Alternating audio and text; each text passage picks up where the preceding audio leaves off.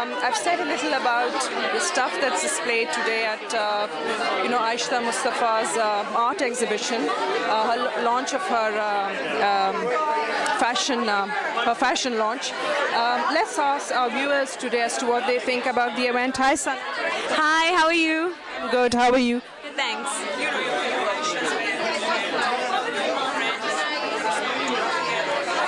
How do you feel about your friend, her launch? I'm so proud of Aisha.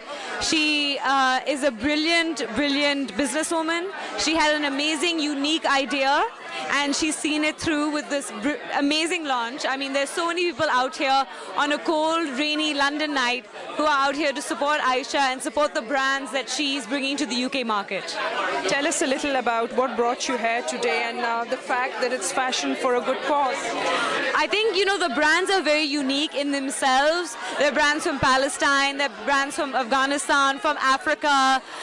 And Aisha's really been able to encompass a lot of different women from different backgrounds who deserve to have a presence here and to have their products sold to UK consumers.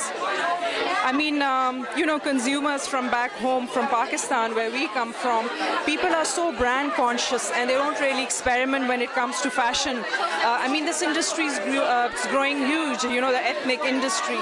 Why is it, do you think the people back home, are these products sold more back home than here? And it's amazing how they're made back home, but the market there is not as, as it is over here.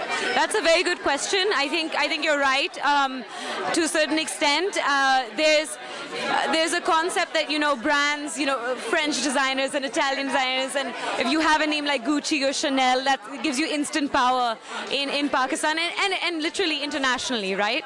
But I think that fashion itself as an industry is really expanding into social awareness and to many more like ethical kind of areas, and they're considering about where does the product come from, who's developed the product, is our every penny that we put into what we're buying, is it going back to somebody's livelihood, to empowering them on a bigger level? You're an entrepreneur yourself. You're doing some very good work.